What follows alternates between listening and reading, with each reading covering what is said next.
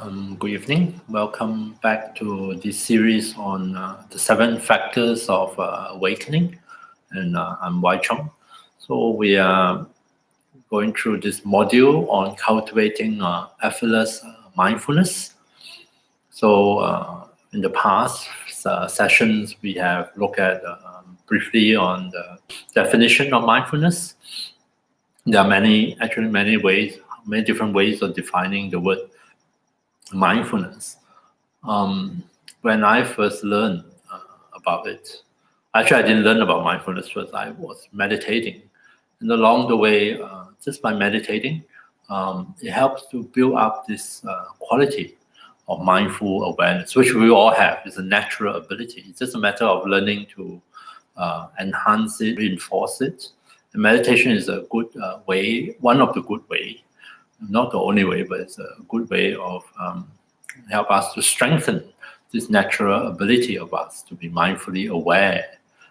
And so we look at the definition. We also look at applying mindfulness to different areas, different aspects of our experience.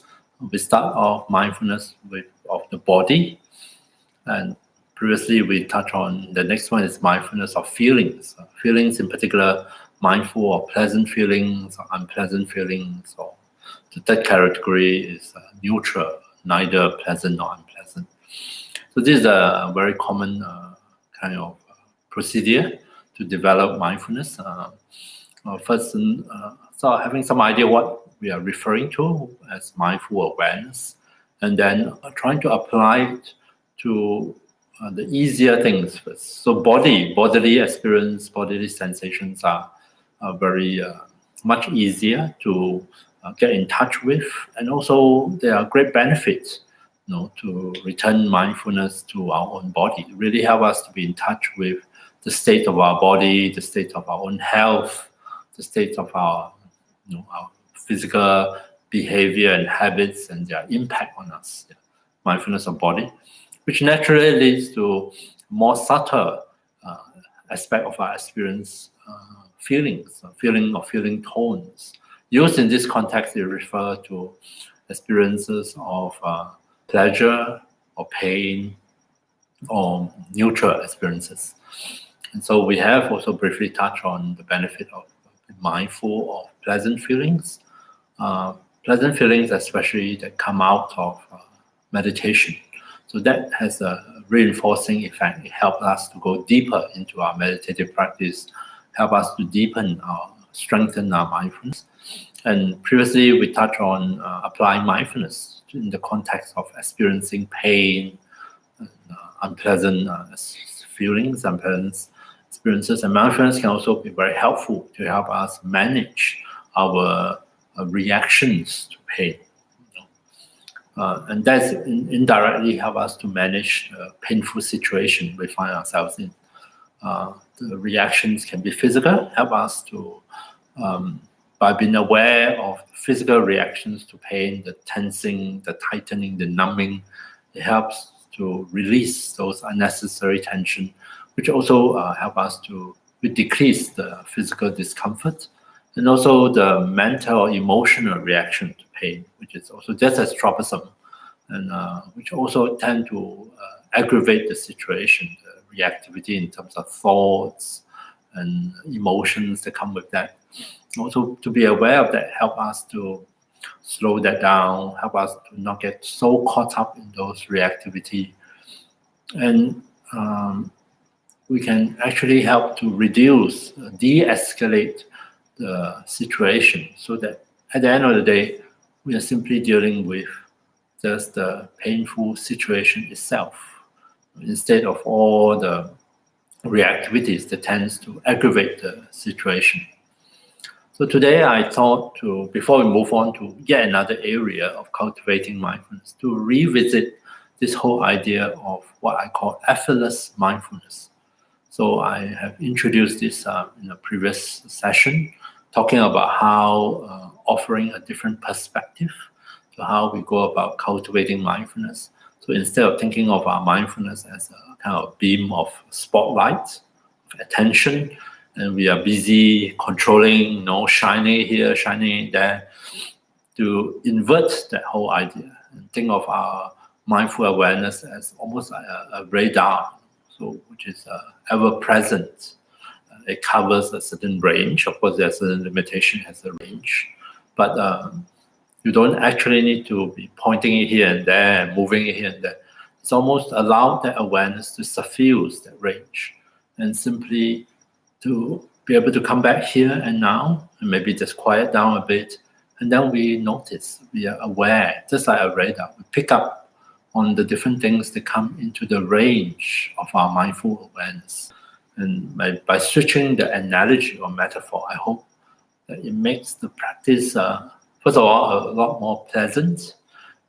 Maybe it might persuade you that you don't really need to try so hard, work so hard, and so that the whole endeavor is not so full of effort, full of like you need to use a lot of your willpower or determination.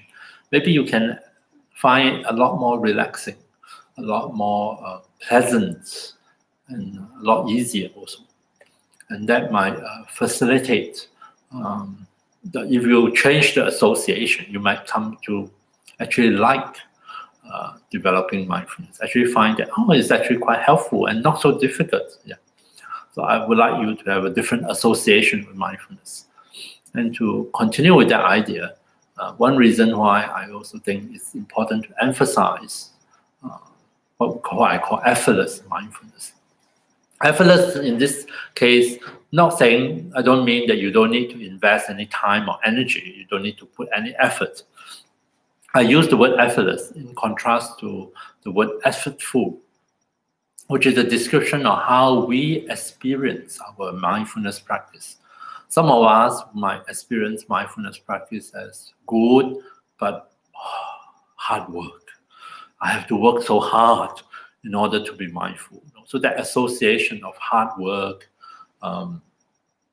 take a lot of, somehow I have to try very hard, and it's so difficult, it's so frustrating, I have to keep trying, and it's always I'm failing, I'm not living up to my expectations. This whole cluster of associations and feeling, which is actually very common in the circle of people trying to develop mindfulness, be it in a religious or spiritual sense or in a secular sense. This idea that you really have to work hard. And I personally find that association, first of all, might not be, first of all, I don't think it's that helpful, because it tends to make people try hard and harder. And also, because of that association, there is hard work. You will find that mindfulness practice is the first thing that you abandon when the going gets difficult in life. At the time where you most need that mindfulness, which is why you try to work on it in the first place. At the time where your life situations are especially difficult, there's a lot of very painful feelings and emotions, or there's a lot of elevated level of stress, and everything is just so challenging and difficult and consume so much of your energy and your attention, and you are tired, you're overwhelmed. Could you imagine if you find yourself in this situation and there is this practice which all along you feel it is hard work, it's full of effort, and you must work very hard, I must try very hard. When you put these two side by side, you can understand why when you feel that your current life circumstances is overwhelmingly difficult, you are least likely to try mindfulness practice. In fact, it is the most likely thing for you to do to abandon it. So it will go out of the window because you say, it's just too much. I can't deal with it. So that is one of the defects of this association with mindfulness, that I must always work very hard. It's a very effortful practice in order for me to be mindful. It's very helpful, but it takes a lot of effort. And I want to change that association. I want to change the perspective so that at the time when the going becomes really tough and difficult, the mindfulness is not, we don't abandon it. Instead, mindfulness arises as a resource for us, as a support, something that actually can help us and support us in the midst of difficult life circumstances. Yeah. To do that, we must have a different set of association with mindfulness. It's good to start early to build up a different association, a different perspective. The mindfulness is not difficult. It may be here, it may not be here. That is true. Sometimes we are not mindful, and sometimes we are, and sometimes we find it difficult to sustain mindfulness. We fall back into old habits, old reactivity, and we go on automatic pilot. We are mindlessly repeating certain patterns. We can accept that, we can acknowledge that. But even though that might be true, it is still possible on occasion for mindfulness to come forth, to manifest, and we notice it. We say, oh, I think here I go again. The same old pattern, same old reaction, same old feelings, same old script. That sometimes we get so bored, but we can't help ourselves. We find ourselves having the same old conversation with the same old people, unpleasant conversations quite often.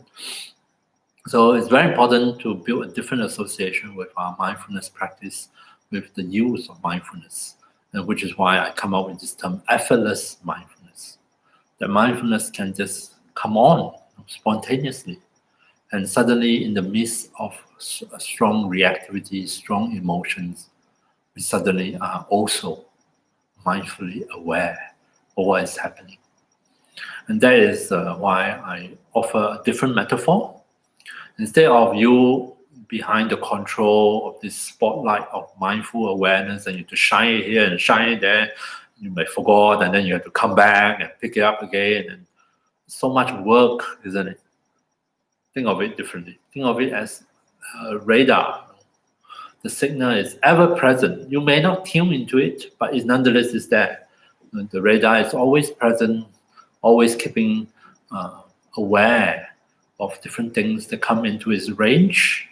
And all we need to do to access, to be in touch with that knowledge, that information, that awareness, is not this great effort we need. Instead, it's almost like just settle back. Just settle back in this moment. Just hold off reacting for just a moment and almost just tap into the radar signal. And immediately we see like image of the radar screen, the display, like air traffic control, the whereabouts of all the planes relative to one another, and so on and so forth. Immediately in this moment, just to quiet down a little bit, doesn't even need to do anything. Immediately we are aware. Mindful awareness is activated, is present, is functioning. We are aware. Maybe first we are aware of the more obvious things. Oh, how tight and tense the shoulders are.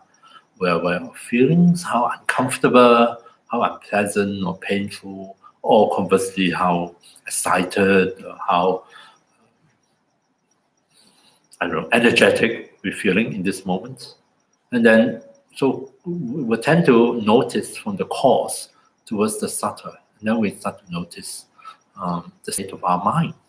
The thoughts flowing through the mind, the kind of images, the kind of stories, the memories that trigger, the fantasies, the inner commentary, the inner critic, all these things that come into range and appear on our so-called radar screen almost without any effort. They just pop up, like mushroom popping up of the ground when the conditions are right, and then we notice them. We say, oh, there's a mushroom here. Oh, there's another mushroom there.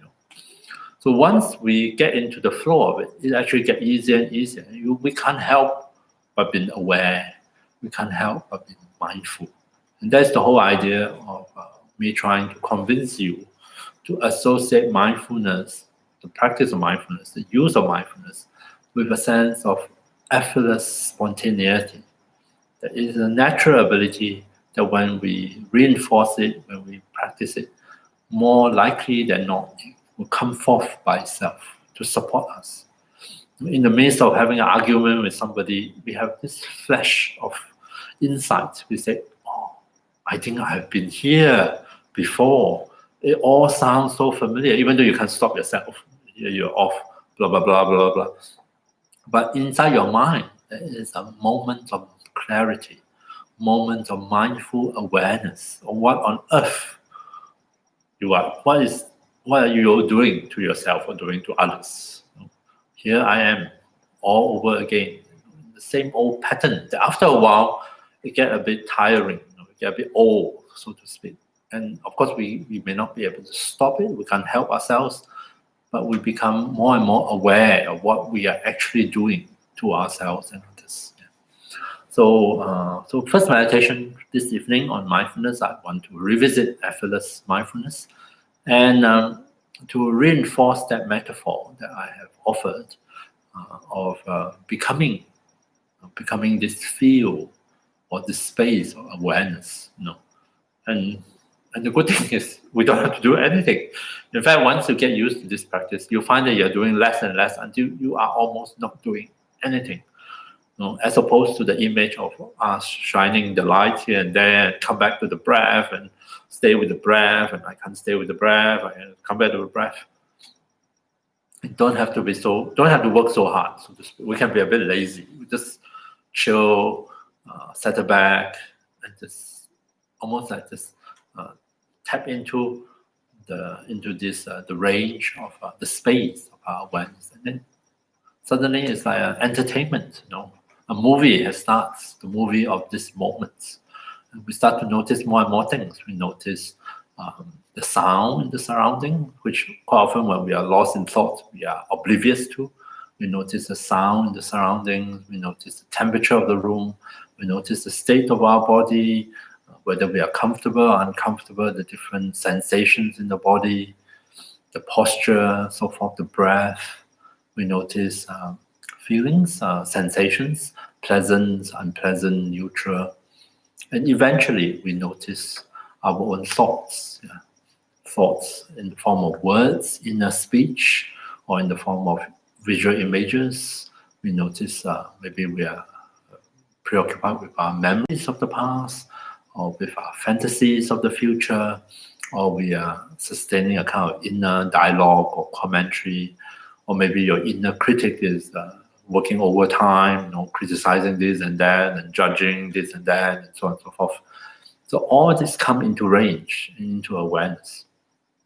And I find, apart from this radar image, in terms of the metaphor from with sensory experiences, I find listening to be a very helpful mode of awareness that really have certain features that can help with our mindful practice. Mindfulness can be viewed as a practice of listening.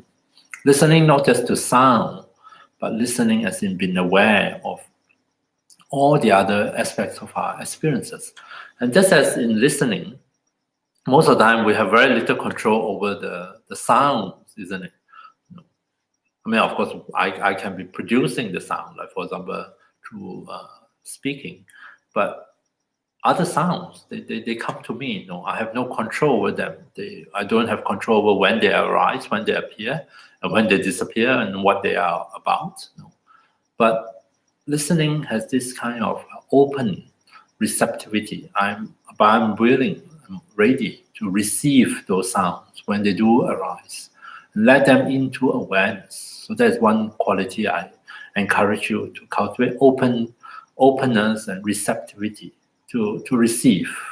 Just as we listen to sound, we can listen and receive the information of the body, of the feelings, of the thoughts. And usually we start from within ourselves, and then we can later receive the information from others' feelings, others' bodily expressions, bodily language, and so on and so forth. So listening in the form of open receptivity. Second, listening also has a spacious quality to it, because sound travels through space to reach our ears, to reach our awareness. So we tend to also be aware of that spacious qualities, especially if the sound travels from a long distance. So the sound waves, vibration, travel through lots and lots of space to arrive at our awareness. So there is a spaciousness to it. Spaciousness is very valuable, because we want our awareness, our mind to be open, to receive, instead of being very cramped and constricted. Sometimes when thoughts are overwhelming, our thoughts has this tendency to narrow down our focus, to narrow down our awareness until it becomes like what we tend to call tunnel vision, where we see very little possibilities, very little options available for us. We're very much stuck in that view dictated by our thoughts, by our tunnel vision. Yeah. So we want to open things up. So there's spacious quality to our mindful awareness. And finally, listening is one of the things where we literally don't have to do anything at all. The most important thing is to quiet down, maybe to stop talking, so that we are available to listen. So it has that precisely what I'm trying to say. We do nothing. The best way to listen is to do nothing. Don't plan your speech. Don't talk.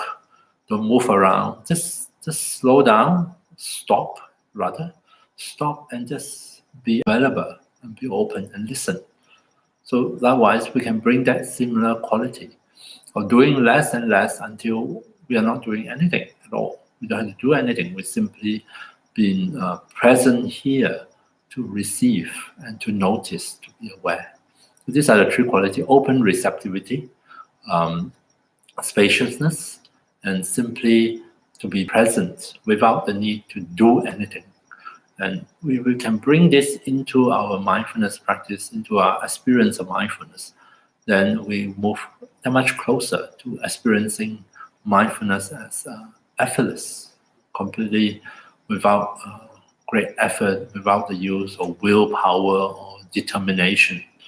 So we'll do a meditation on that, and to facilitate this, usually I invite people to settle into the posture. We take some time to just settle our body and mind into meditation, maybe through the help of the breath.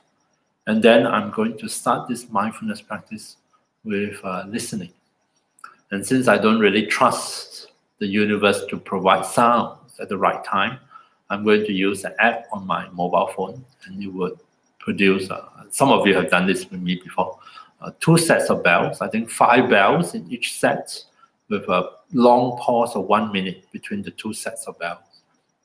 So that gives us 2 minutes of things to listen to, over and above whatever it is that you can hear in your surrounding. And this initial few minutes of listening exercise is to prime the mind, to get us to settle into this mode of this listening mode of mindfulness. So just as we can listen and be aware of the sounds in the surrounding throughout the meditation, we can bring that same quality of open, receptive awareness. Listen to the body. What is my body telling me in this session? Through the tension and the relaxation, to the shift of comfort and discomfort, to the shift of muscular tension and so forth. What is my body trying to tell me? So we can listen. And then we can listen to the feelings, the sense of ease or pain or discomfort. And then finally, we can also listen to our thoughts, the actual thoughts flowing through our mind. What am I telling myself? What am I talking to? What am I talking about in my own mind? So all of it within the metaphor, the analogy of listening. Okay, so let's do a meditation together and just test it out, see whether we might actually find this approach, whether is it really effortless or maybe you find it difficult. We can just check it out. So let's settle our body into a comfortable meditation posture to start. And I just ring this bell to signal the beginning of meditation.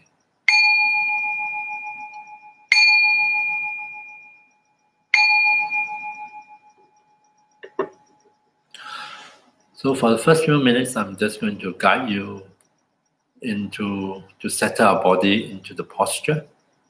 So take care that whichever posture you adopt, be it sitting upright, on the chair, on the ground, or lying down on your back in a supine position, whichever works best for you.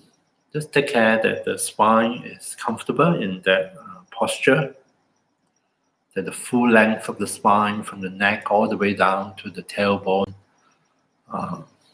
that the posture has not introduced additional tension or discomfort into the spine. And also there's no need to tense up the back muscles, deliberately trying to straighten the spine or doing anything like that. Simply adjust the posture such that you find a very natural, comfortable, upright position. If you're sitting, a straight one, if you're lying down, that's good enough to start. Rest our hands and arms on some kind of physical support so that we don't have them dangling in the air. And feel free to leave your eyes open or closed, whichever way works best for you.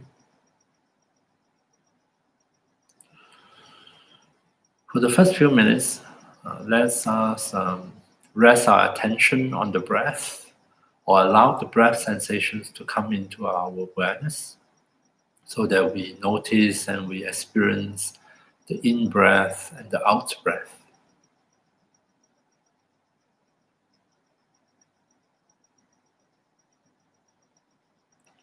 So don't feel that we need to hang on to the breath sensations.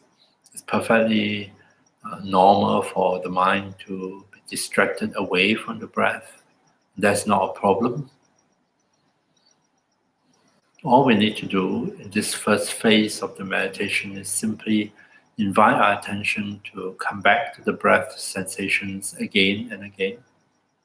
Each time we come back and notice the breath, see if we can give special attention to the out breath. Notice the sensations as we breathe out. See if we can tune into the sense of release each time when we breathe out. We release the carbon dioxide in our lungs. And we do so by relaxing the muscles of the diaphragm, the muscles of the chest.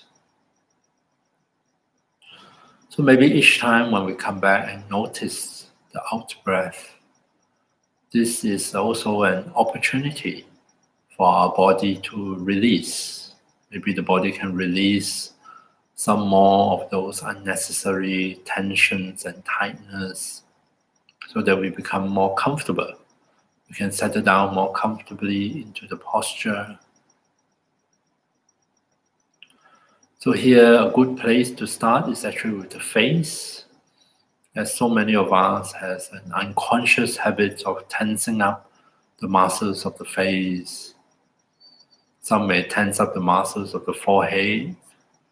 Others might secretly clench their jaw. And still others might tense up the muscles around the eyes. So breathing out, see if we can persuade our face to release all these unnecessary tensions.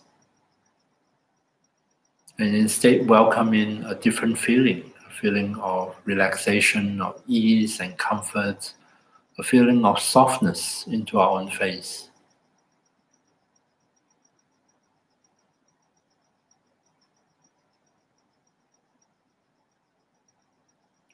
Coming back to the breath sensations, breathing out, facilitate release. For the next few minutes, see if we can, as we return our attention to the breath, see if we can persuade the body and mind to deepen that sense of release.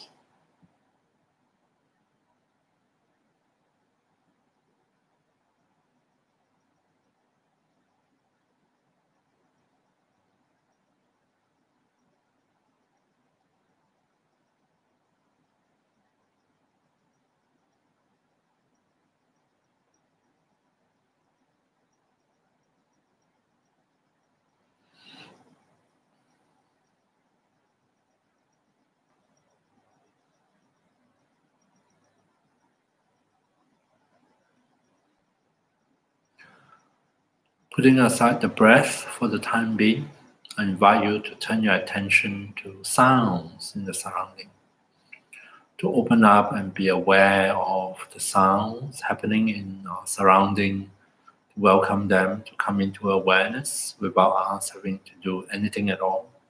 We simply sit back, we allow ourselves to quiet down and be open, receptive, and aware.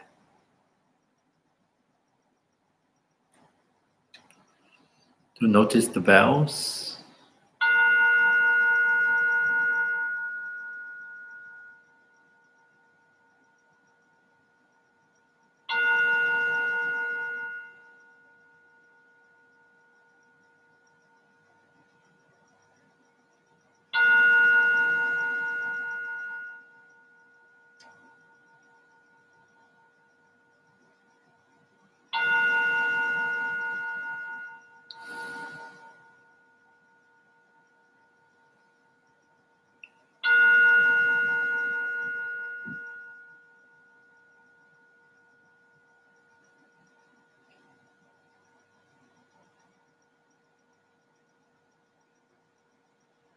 and during the 1 minute pause, let us continue to sit back or settle back and continue to be receptive and aware of sounds in our surrounding and other things, bodily sensations, maybe breath sensations, thoughts and feelings.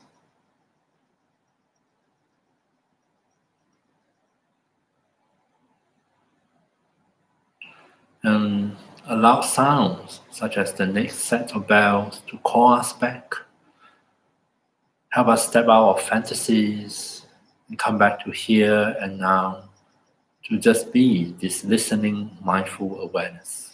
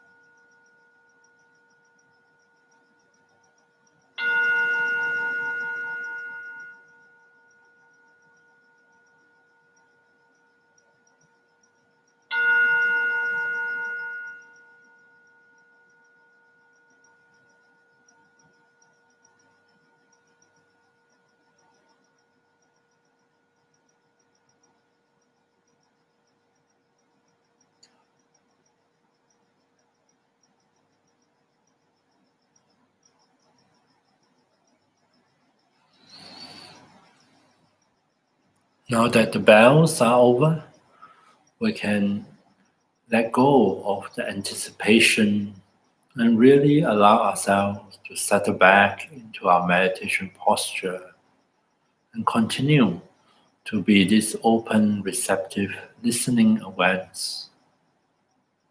So much so that without much effort on our part, we start to notice more and more things. We are aware of the sounds, of course. Maybe by now we are also aware of bodily sensations, pleasant or unpleasant. We might be aware of the breath now and then. We are aware of comfortable feelings or uncomfortable feelings in the different parts of our body. And maybe we also start to tune in and we can hear and aware of our own thoughts.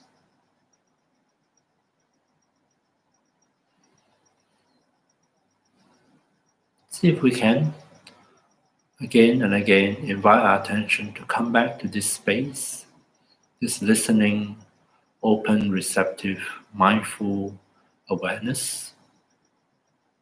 so that we continue to be aware of what is happening here and now.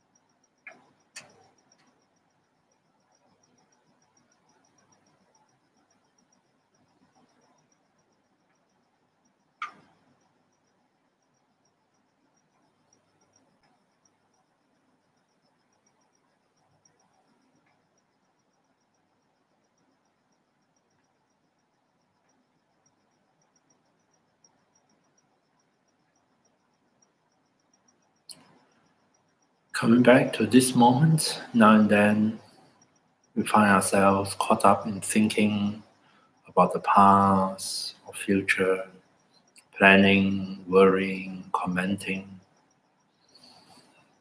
See if we can step back, come back to this moment, settle back into this moment, and once again open up and listen.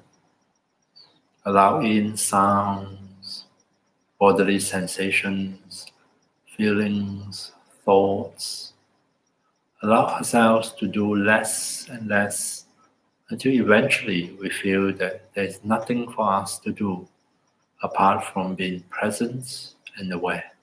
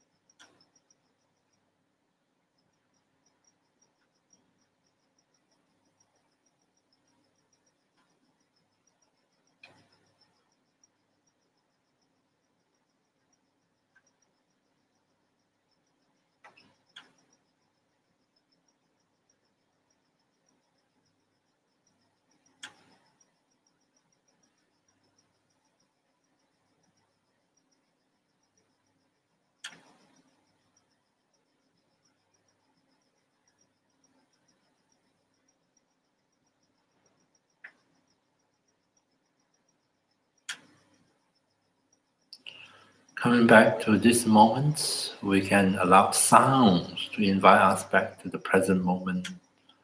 We can allow the breath to call us back to the present moment. Or we can allow other bodily sensations to awaken us.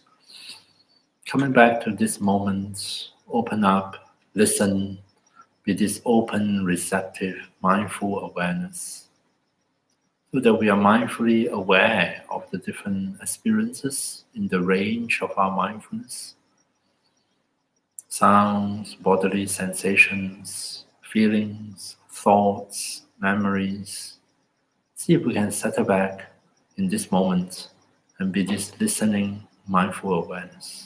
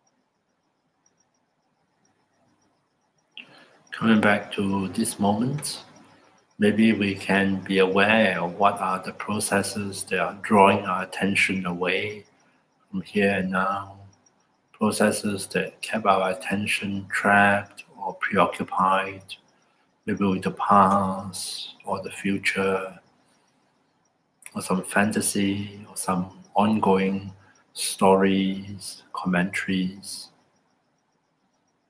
See if we can remind ourselves to come back here and now, to listening, to be aware of sounds, bodily sensations, feelings, thoughts. Come back to effortless mindfulness in this moment.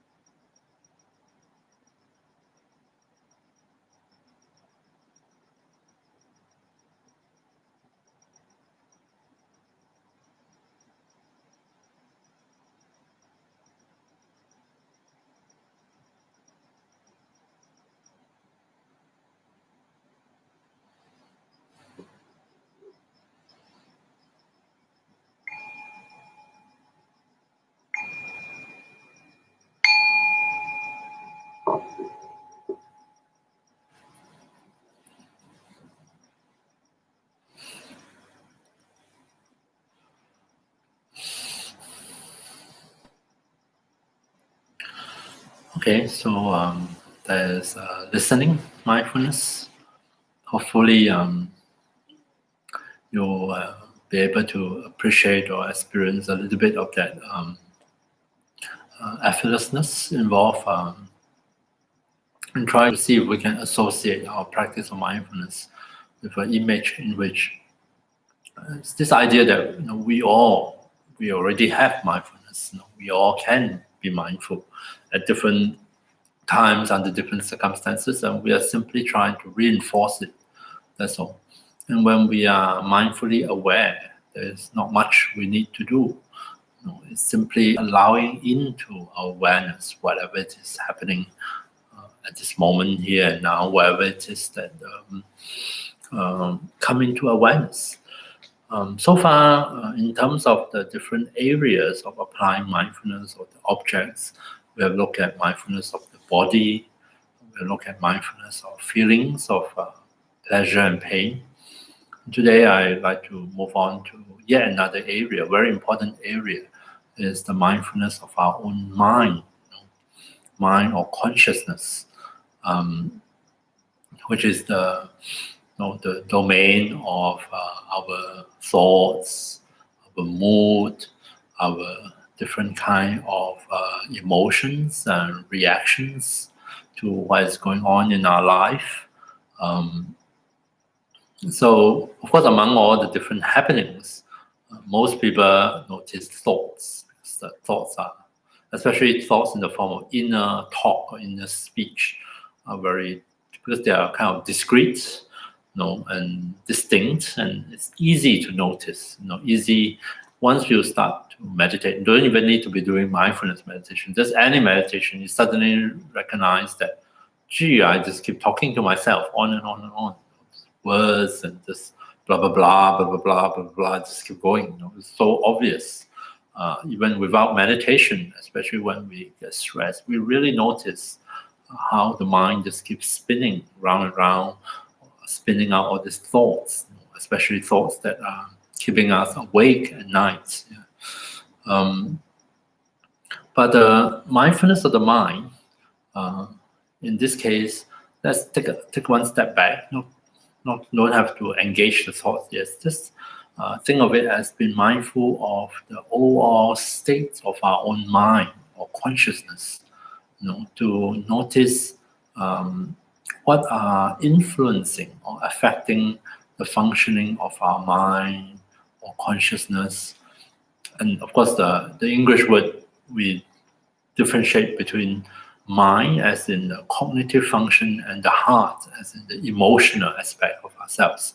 Whereas in a lot of Eastern languages, as well as the language in Buddhism, mind and heart are synonymous. It's just one word. So there is no separation between the cognitive aspect of ourselves and the emotional aspects, the realm of reasoning, logical thinking, consideration, and the realm of emotional responses. So those two are very much recognized as interdependent on one another, inseparable from one another.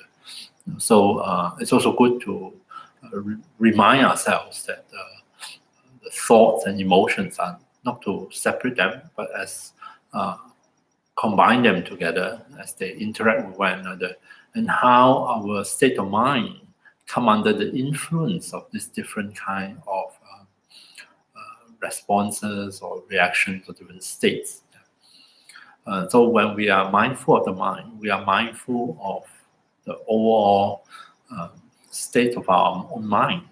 Sometimes we are happy, we are contented, we are joyful, and there's a certain feel to it. Also, we can notice how we react to things when we are in that kind of the state of mind. When we are very happy, it's easy for us to be generous. We find it easy to be generous, to share our not only material things, but also our time and energy or attention with others.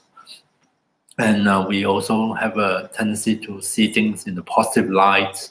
We find it easy to get over any obstacles or setback when we are happy.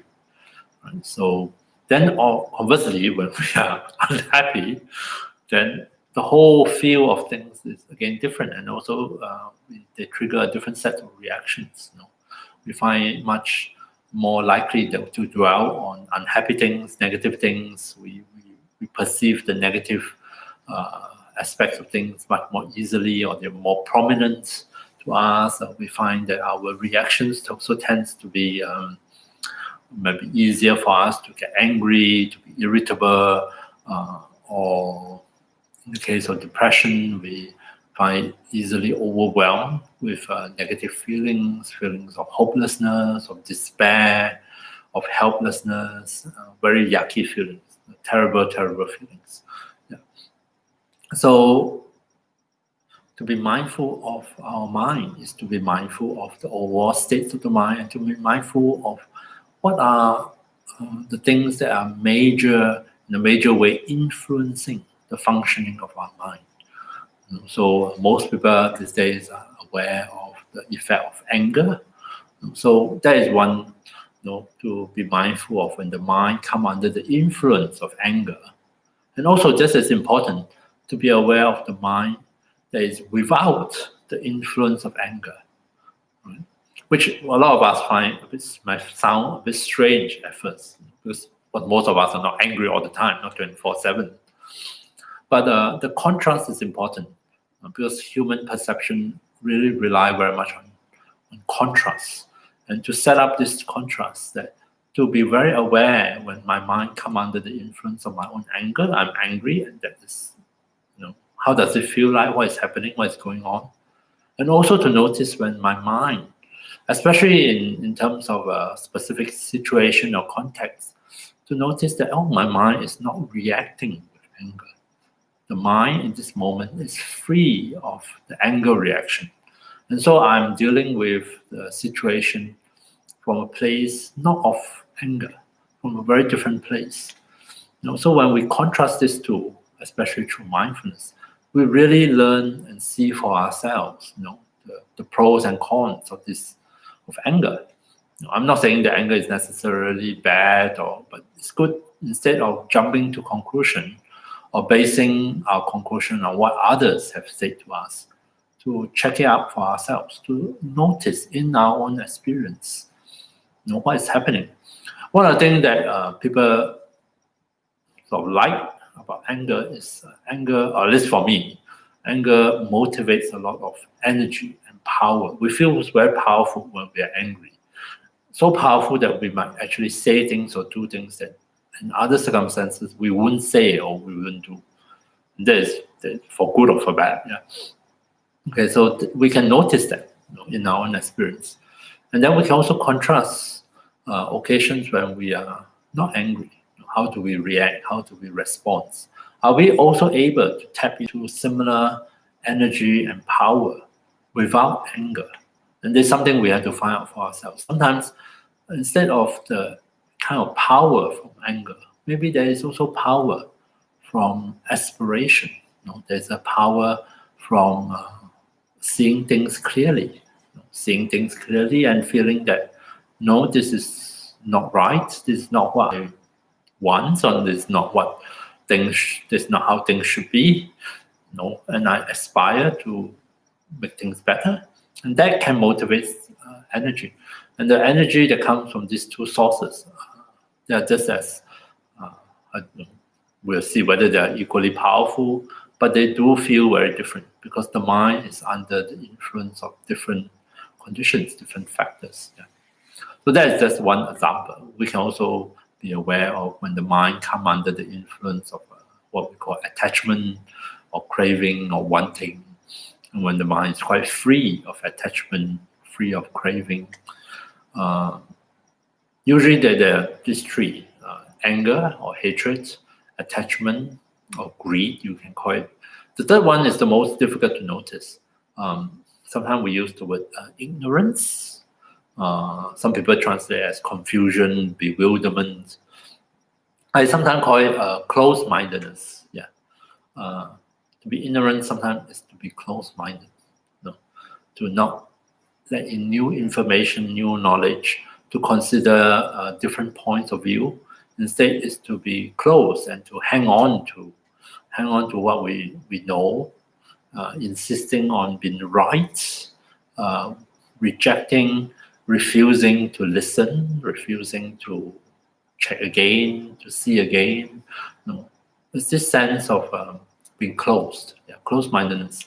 And it's particularly difficult when we are caught up in closed-mindedness to be mindful. because we are preoccupied with being right, to being sure, to be certain, and therefore we don't want to look again. If I'm confident I'm right, why do I need to look again? Why do I need to listen to what you say? I already have my own conclusion. Yeah. So closed-mindedness is particularly difficult to work with, be it in ourselves or in others. In others, of course, they refuse to listen to us. They refuse to reevaluate the situation. They refuse to consider other possibilities that they might be wrong. Closed-mindedness, a lot of it has to deal with fear, actually. I think in certain cases, it's definitely due to fear. Are very unwilling to admit a mistake, that we could be wrong. We are unwilling to let in uncertainty, the possibility that we don't know. We don't know the answer. We really don't know. The possibility of confusion because we don't know. And so we hang on to certainty, even though what we are certain could be completely mistaken or wrong. The certainty, and also it has probably have a sense to do with confidence. We sometimes have this idea of we must be confident, we must be in control. And to be confident and in control means to be absolutely sure and certain that I'm right. There's no doubt at all of myself being right. There is no question of revisiting the issues, revisiting the whole thing. And I sometimes think that that sense of confidence is misplaced. The sense of the need to be in control is also misplaced. In fact, to be truly confident and to be truly in control, how is that we are willing to let go of control because we are confident. We know that I don't need to always to be in control, because I have confidence that even if I let go of this control, I can always get it back when it's necessary. That is confidence, and that is so-called truly in control. To be truly in control, we are actually able to relinquish the need to constantly manipulate, constantly controlling things, because we have the confidence that when the need arises, we can take back control. All right, this is just some idea I have associated with closed-mindedness, with ignorance.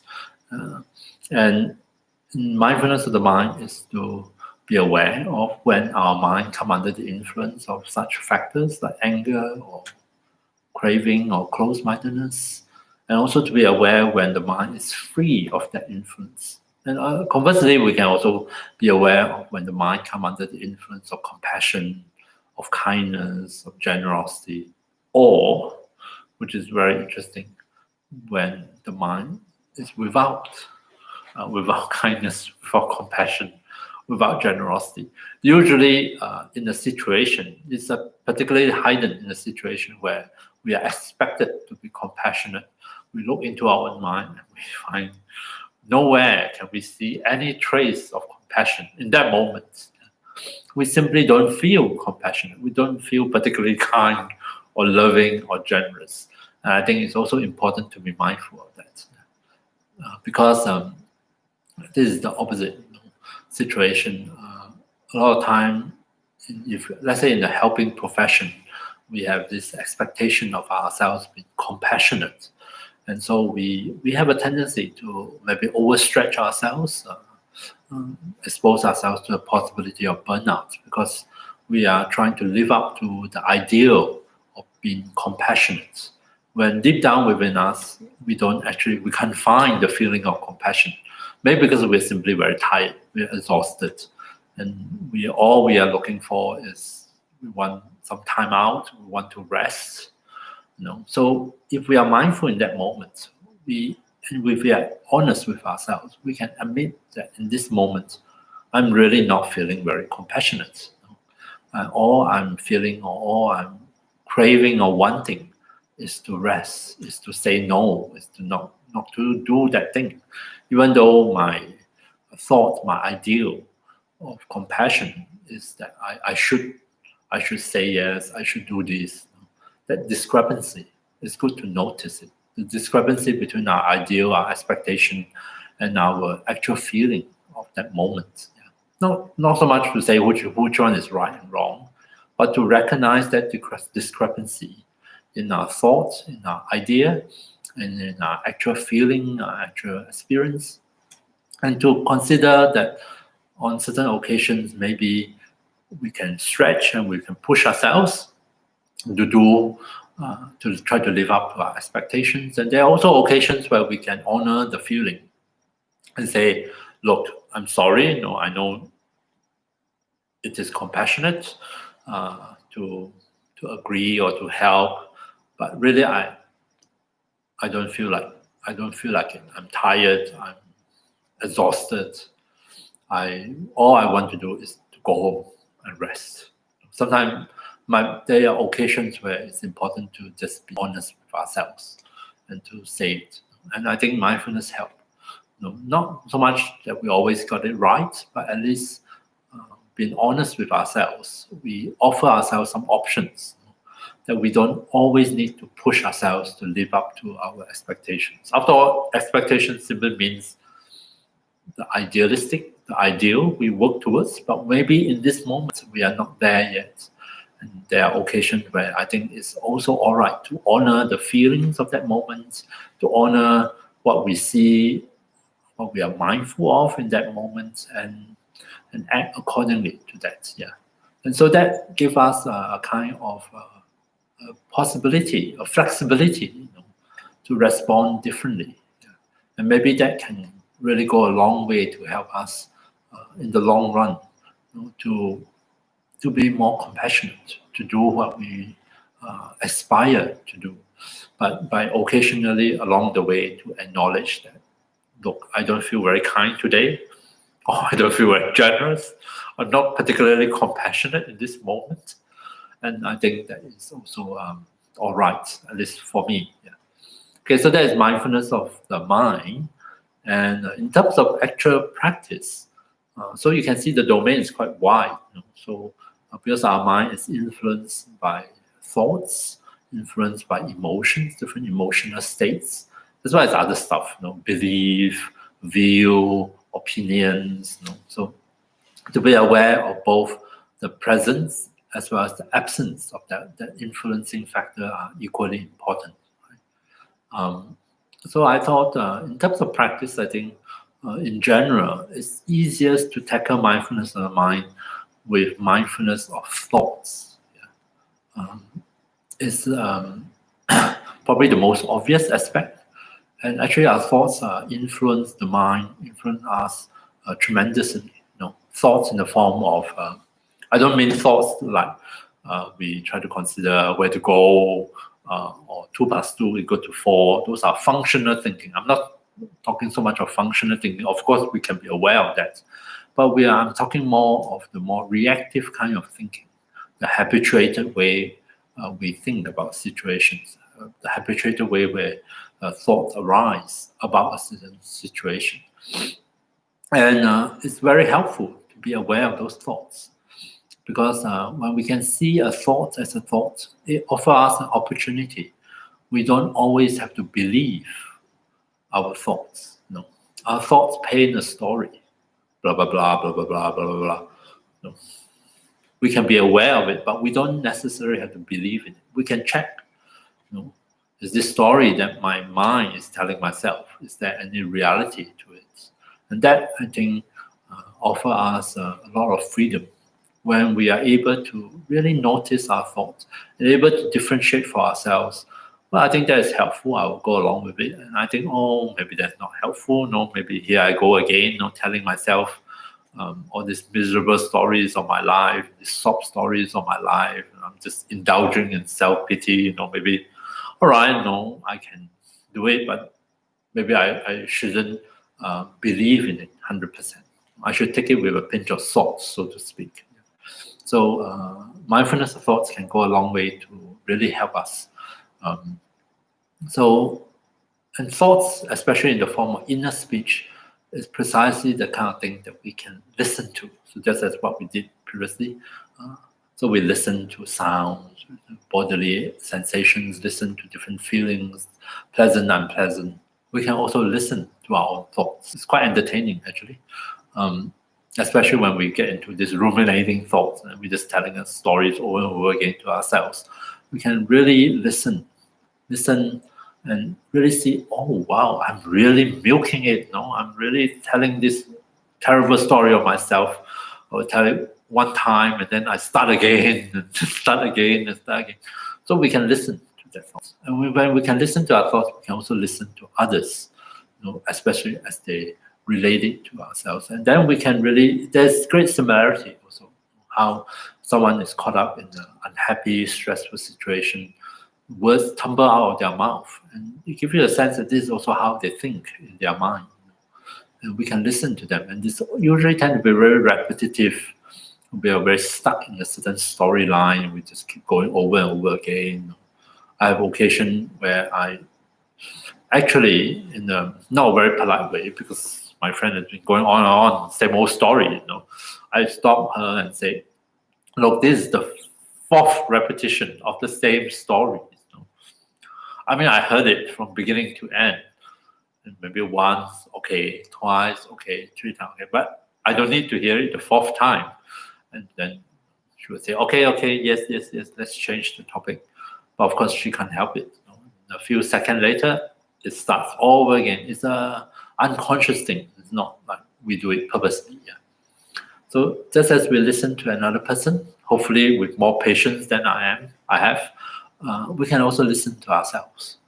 We can be aware of the thoughts that preoccupy our mind, the content of the thoughts, the tone of voice, as well as the emotions that is stirred up by those thoughts.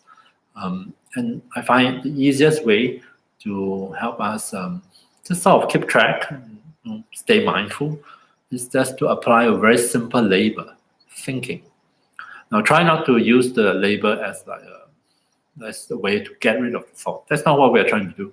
We use the label so that we can hear it better, so that while we are listening and we are mindfully aware of it, we do not forget that this is a thought.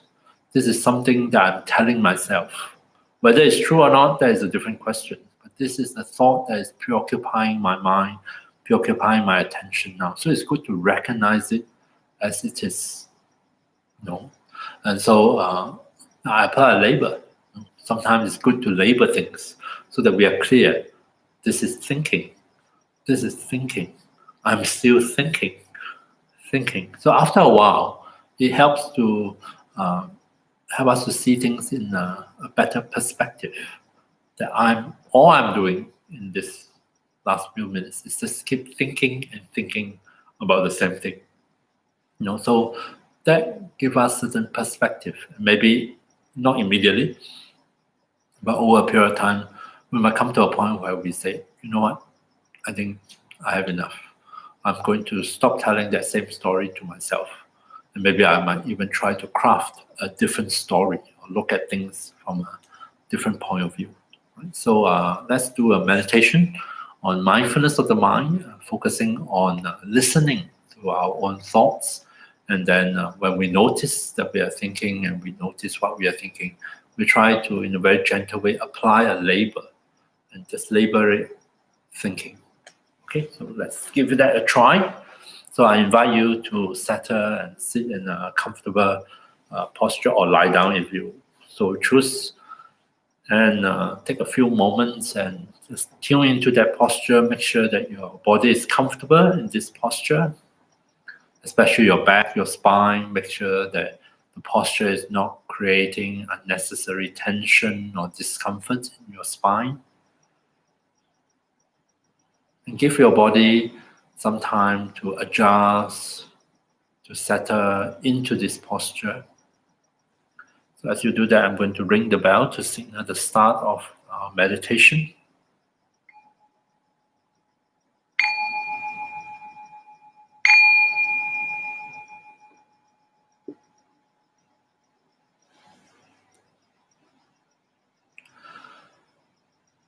So just as before, take a few moments to settle the body into the posture, and also to start with becoming aware or letting in to your awareness the breath sensations.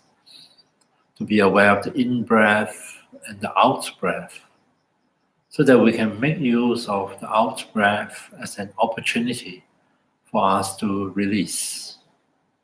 Breathing out,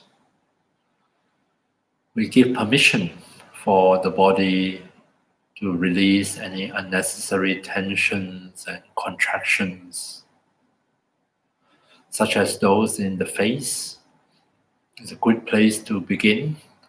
If we notice that we are tensing up our facial muscles, why not take this opportunity as we breathe out to release some of those tensions?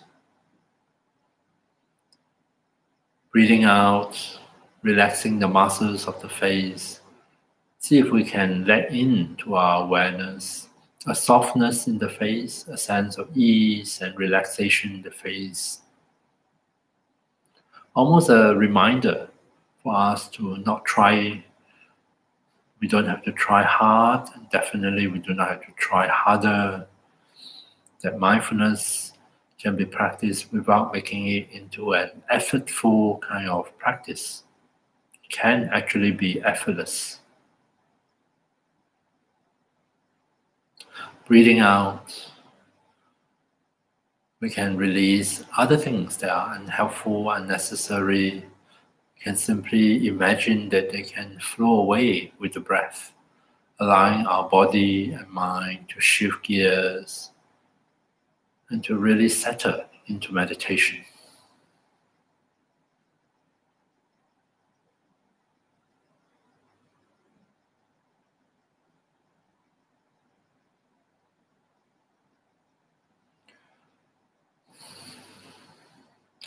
And just as we have done previously, to help us start with a listening mode, I'm going to play the two sets of bells and invite you to simply settle back.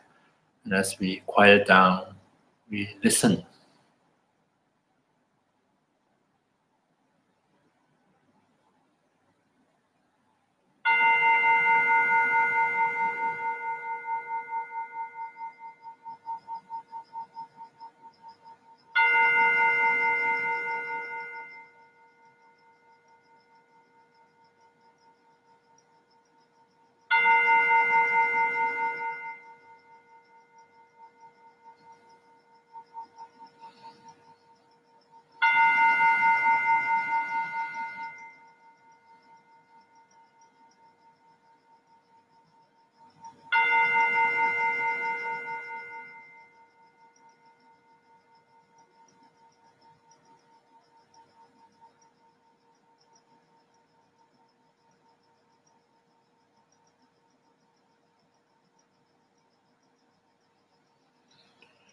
And alongside the bell, during the pause, we stay open and receptive and receive other sounds in the surrounding, maybe bodily sensations, breath sensations, feelings, comfort, discomfort, and even thoughts. Thoughts in the form of inner speech, mental images, memories, fantasies. See if we can simply listen and be mindfully aware.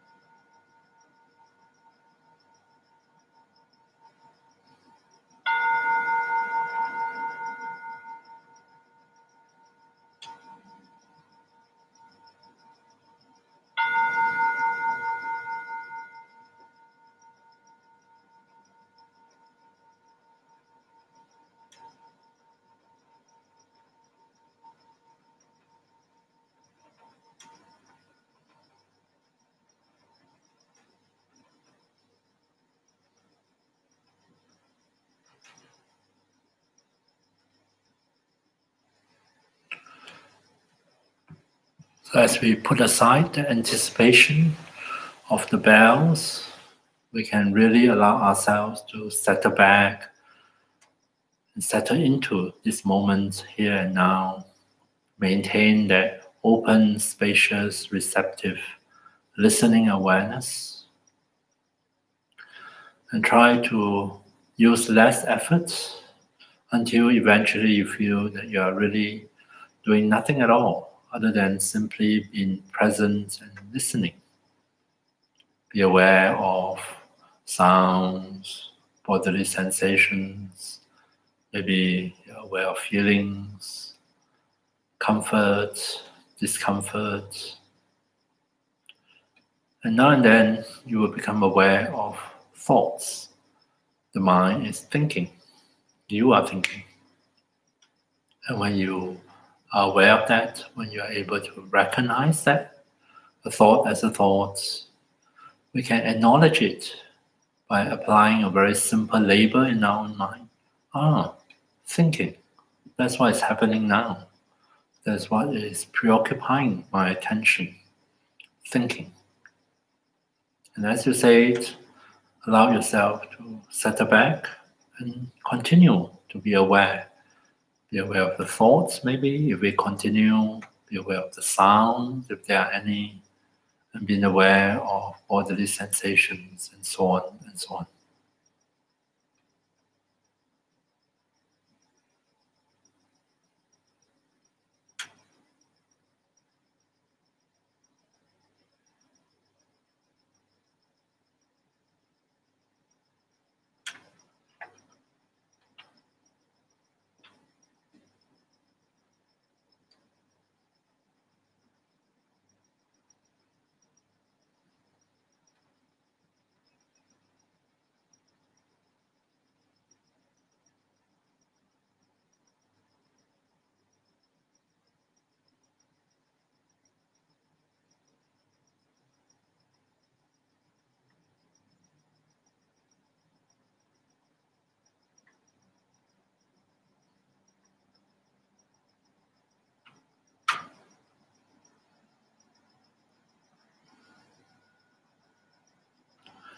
So coming back here and now, the instruction or the suggestion to label thoughts as thinking help us to differentiate between our attention being caught up in the thoughts, being taken on the ride in the train of thoughts, taken to the past or the future, or some ongoing commentaries or arguments, versus being present here and now and simply being aware and listen to the thoughts, listen to the thinking. So when you notice you are thinking, see if you can apply the label thinking so that you can step back into this moment, into here and now, and listen to your own thoughts.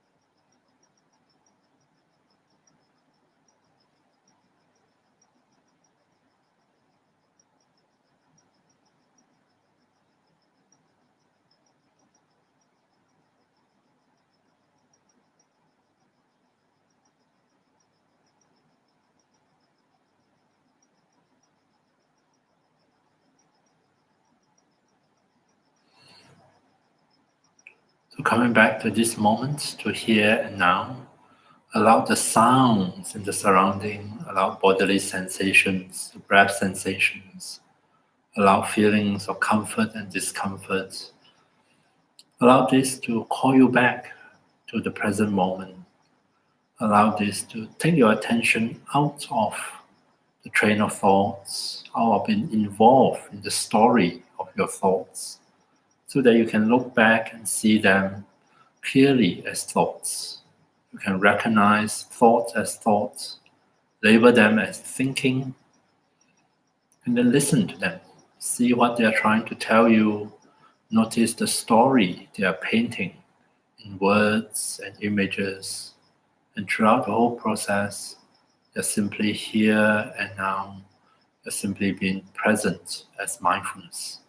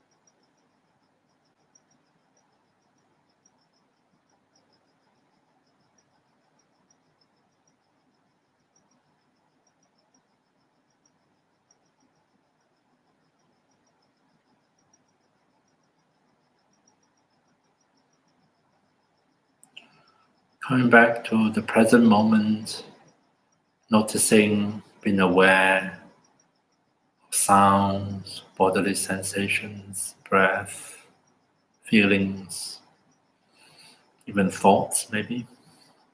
Present moments can seem quite unremarkable.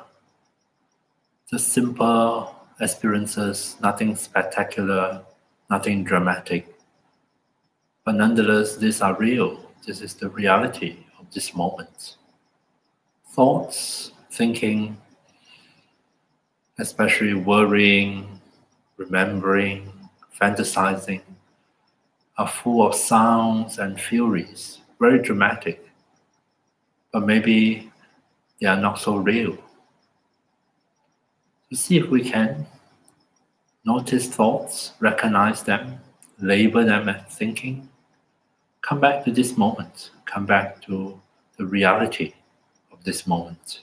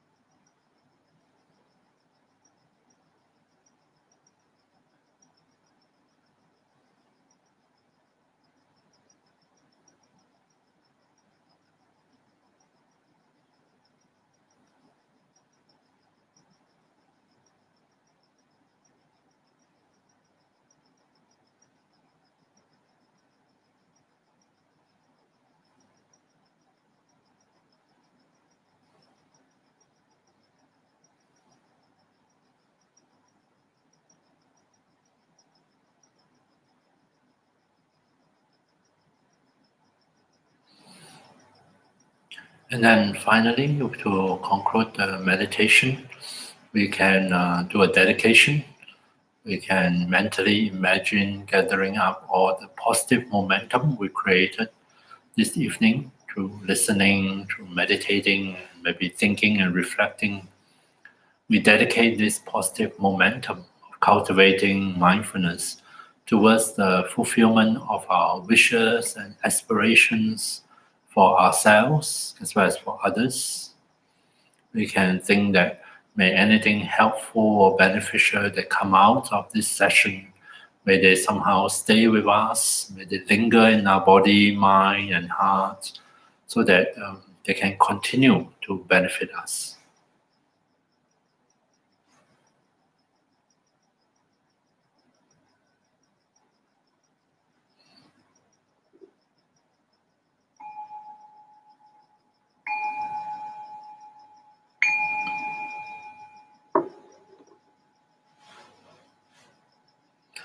Okay, thank you very much for listening, for your mindful attention to yourself, to what's happening. So I wish you have a good week ahead, and I hope to see you back here next Monday. So good night.